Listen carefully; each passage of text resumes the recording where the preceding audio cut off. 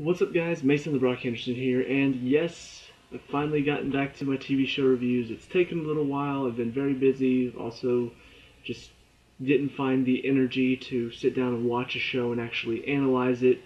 But I finally got the energy back, and I feel like I can now finally get caught up on all the shows that I've missed. And there are a lot, but I figured to start off with, go with the easiest one to access, Iron Fist on Netflix, and just go ahead and finish off the first season. Also, partly because I know Defenders is right around the corner, and I would like to get done with this one before that one comes out. So, this is season 1, episode 11, Lead Horse Back to Stable. Once again, I still don't really get the naming of these episodes. I don't understand why most of them are 4, most of them are done in broken English, and then you've got some, though, that are now 5 and now are speaking in good English, and I don't get it. I thought they were being clever, and then when I really looked at it, I'm like, you know what, there's no real pattern to these naming of the episodes. I don't get it. But anyway, so where we last left off, we see Danny finds out that Bakuda, I forgot to say his name, and Colleen are part of the Hand. They are actually the Hand that he's trying to stop, and Madame Gao is just a little section of it. On top of that, he couldn't use his Iron Fist anymore, so that's pretty much exactly where we pick up. He's not able to access his Iron Fist. He's got a very bad wound that he's bleeding out from. So, of course, whenever you've got an open wound and you're a superhero, the best person to go to is, of course, Claire. So he goes to Claire. She patches him up using a stapler, which I found also both hilarious and also just kind of grimacing. Like, oh, it's gotta hurt. But yeah, so she staples him back together to keep him from bleeding out, and they stay at Claire's place for a little bit, just for Danny to sort of recover and, I guess get his strength back after what happened at the Hand's compound. So while he's there, we see a few different things going on. We see Claire talking to Davos about the nuns and where he comes from, and there are a few funny jokes made about she ordered pizza. He's like, the food from this world poisons the soul. I'm just like, okay, so we're showing that clearly they do not have a sense of the real world. Okay, I get it. I've seen this joke done before. But I think the funniest part of that joke is whenever he finally does get the pizza and then chews it. It's not bad. I don't know. The way he delivered that line was just perfect. And she's just like, not bad. That's the best thing you could say. And he takes another bite. He's like, it's very chewy. It's like he wants to say that it's good, but he knows deep down that he's not supposed to like this, and so just his reactions to it were hilarious.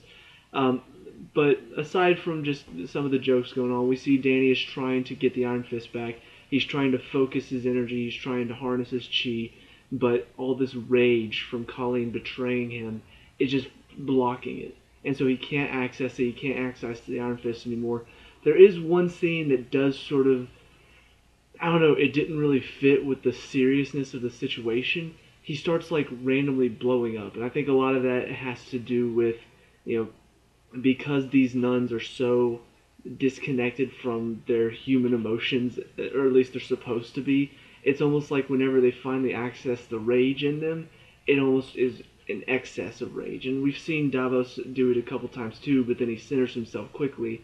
Whereas Danny, it's like he doesn't have control over it. And so his blow up is just blowing up. And he starts slamming the table. I can't believe she betrayed me, just out of nowhere. And then probably the dumbest line in any Marvel anything. Claire's just like, Danny, calm the F down. Here's the thing. I get that, they can only drop, I think, 1 per season. They may have already dropped it for this season, just to keep it, I think, within probably the standards for Netflix. And so, looking at that, okay, so you can't say it again, but change the line. Danny, calm the hell down. It fits, and it sounds much better than calm the F down. Calm the F down sounds like something that you'd say on some sort of, like, kids action show, Hey man, calm the F down. It just sounded so silly. I'm just like, seriously? The writers of some of the best dialogue and some of the most witty dialogue on top of that, they're so clever most of the time. like the scene with the pizza. I thought that was a very cleverly written scene. And then calm the F down. I know it's a small thing, but it just kind of irked me. I'm just like, oh, that just really grates. So anyway, Claire orders the pizza. She goes down to get it. I'm worried that she's going to get kidnapped or something. I figure she's probably not going to die because, like I said before, because she's the one connecting all the Defenders together. She's met every single one of them. She met Daredevil first, then she met Jessica Jones whenever she needed somebody to take care of Luke Cage. Then she started a relationship with Luke Cage, and then now she's met Danny. I figure she's probably going to be the one to sort of bring them all together, and I'm wondering if she's almost going to be the Phil Coulson that dies to sort of cause them to have a reason to fight. I would hope not, just because, I don't know, she's a great character, and who doesn't like to look at Rosario Dawson? But at the same time, it would make sense in the general thing of the story. So I have no doubt going through this episode, I'm like, okay, she's not going to die. Maybe she'll get kidnapped, though, and then Danny will have to go save her or something. But as she's heading down, that's what I'm worried about. And then she gets out there, and there's Colleen with the pizza. And so, of course, Claire lets her go talk to Danny. They have a little conversation. Colleen is not exactly like, I don't know, you can tell that she's struggling with her ideals. She really does care for Danny. Danny, of course, is very betrayed by what she's done to him. All the lying, pretending she wasn't the Hand, and then revealing that she is. So, I don't know, it's kind of interesting to see both of them care for each other, but Danny doesn't want to show it because she's the Hand, so technically she's his enemy. She doesn't really want to show it because she knows she's a part of the Hand, and she's not here to try to start a relationship with him again. She's not here to try to bring his feelings back to her. She's just here to get him back to Bakuto. That's her only goal. So, I don't know, I found that just kind of an interesting little standoff in that moment, the emotional standoff. But ultimately, it doesn't really lead to anything. He pretty much tells her to leave. She just like, okay, heads out. We see, though, after that, she heads to the hospital, and I guess one of her former students is there working, and so asks her for some medicine, and she says it's not for her. And this kind of brings me back to a point I made in my last review about what if that stab that he took, what if that's what's blocking his chi? What if there's some sort of poison that was laced on there that isn't killing him, but it's kind of affecting his emotions, keeping the rage inside of him building, so that way he's not able to access his chi and access the Iron Fist. I'm wondering if maybe there's a medicine that can counteract that, and so that's what she goes to the hospital for. Maybe, maybe not. I assume if that is the case, she'll tell him next episode now that they've sort of reconnected. But ultimately we see that her former student calls Bakuto, and then some of her other former students come to get her so they can bring her to Bakuto. And so obviously, that's what happens with her up until the end. Aside from that, though, we see Danny then brings Davos with him to go talk to Joy and Harold.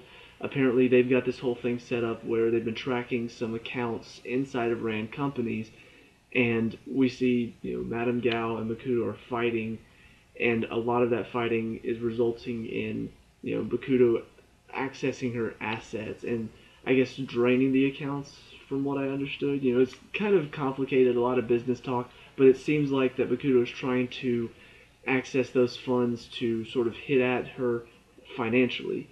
And so Harold looks at this and says, this is what we need to take them down. This is what we can use to get to them.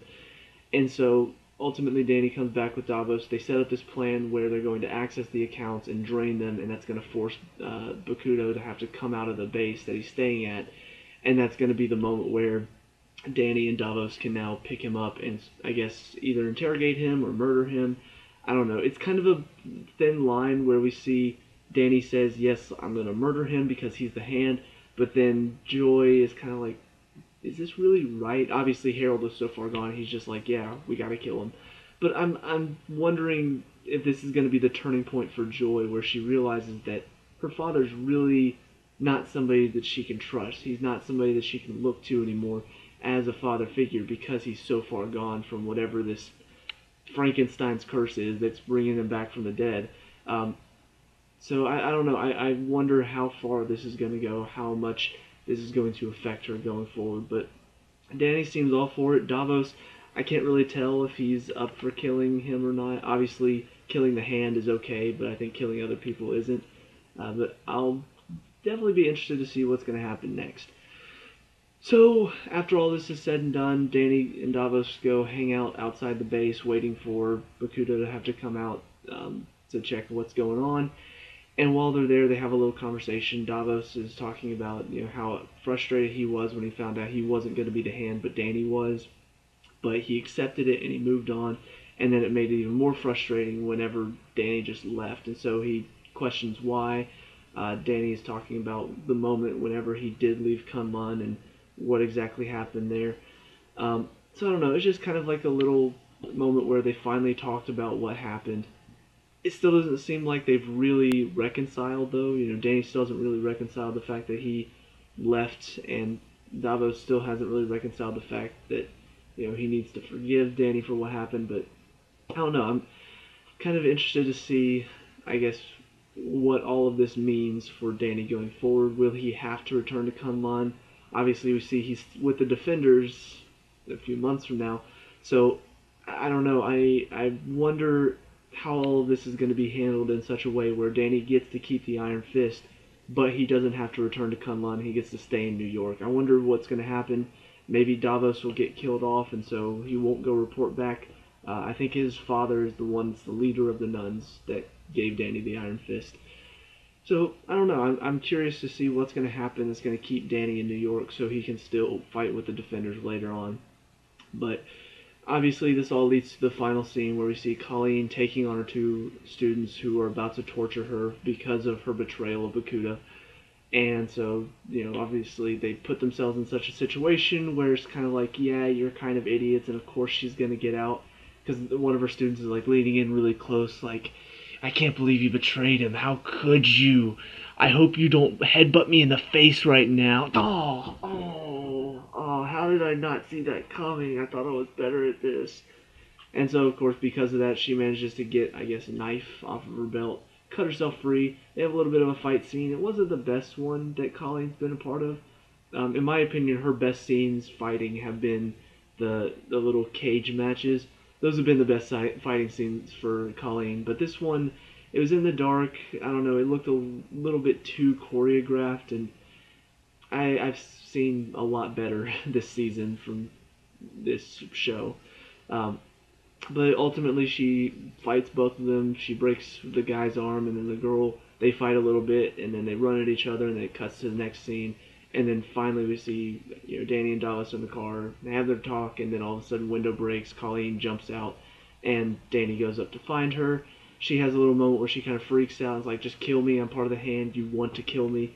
And Danny ultimately accepts the fact that she really does care for him. Otherwise, she wouldn't be saying, "Hey, kill me," because if she didn't care for him, she'd just kill him in that instance. So they have a moment where they both realize that they do care about each other, and so they hug, and it's raining, and it's kind of sappy. It doesn't really fit with, I guess, the rest of the tone of the show. This one seems like it's almost just straight out of a romance novel.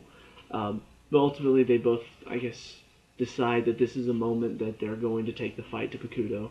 And so, like I said, now that they're together, maybe she'll tell him that the wound was actually blocking his chi this whole time. The sword that stabbed him was laced with something. I don't know. I'll be interested to see if that's the case, or if maybe it's just, oh no, he just had to find Colleen again and get back together with her. And now, because of that, he can access his chi again because love. And if that's the case, probably going to be dumb. But overall, still an interesting episode, still progressing the story along nicely. I still find the season very well paced. Just pretty much all of the Marvel Netflix shows are well paced in how they build up the story. You think one thing, and then halfway through they kind of stop the story midway, and now you realize, oh, it's actually a story about this, and so now they're building another story. And the entire story for the second half of the season has definitely been Bakuto and realizing he's the hand, trying to find out that the fight with Madame Gao was not the ultimate fight. Bakuto ends up being the ultimate fight. But yeah, I mean, it's still interesting. I will say, going into this, starting this back up to finish it off, I will say I was a little bit concerned mainly because I've seen so many people say how bad this show is, and I even read an article saying that Iron Fist is like the only real Marvel failure. And of course, there have been a couple other movies that haven't been as good, but they've still all been generally good. They've been enjoyable. Even the Netflix shows have all been good. Daredevil was incredible. Jessica Jones was really good. Luke Cage I thought was really good and enjoyable. But everybody's been saying, "Oh, Iron Fist is terrible." Um, a lot of people say it's because of the casting. The guy that plays Danny Rand, I haven't really had a problem with him. Maybe it's because if you've read the comics, you think he's a terrible choice. Obviously, I haven't. But I don't know. I've been just really concerned going to these final few episodes that there's just going to be something that really pisses me off and really just, oh, come on, that was so stupid. And it's had its dumb moments. It's had, just calm the F down. There have been some fight scenes that haven't really been that good. The fighting overall has been pretty stylized, so it has to be something that's to your liking, and if it's not, I can understand that, and I can understand why you wouldn't like the fighting in this show. But overall, I've liked the fighting so far, but into the final two episodes, I guess my biggest concern is I'm worried that the story may end on some sort of stupid note that allows Danny to still keep the Iron Fist but be in New York, and they're going to find some cheesy way to tie it all together. I hope not. I hope it's just people being overly critical because it's a Marvel property and they want to find everything bad with the show, and really harshly critique that because most people, whenever something's successful, that's what they want to do. They want to harshly critique it. But so far, I haven't seen anything that's really made me think, oh, this is a terrible show. It's definitely the weakest of the Marvel shows so far, but I still enjoy it. I'm still having quite a bit of fun with it, and I'm hoping they do have something exciting for the final two episodes that's really going to get me pumped. But till then, let me know what you guys think down in the comment section below. What were your thoughts on this episode? What are your thoughts going to the final two episodes? Let me know let me know what you think in the comment section. We can talk about and discuss all that good stuff. Leave a like and subscribe for future Iron Fist reviews. I'll see you guys in the next one. Peace out.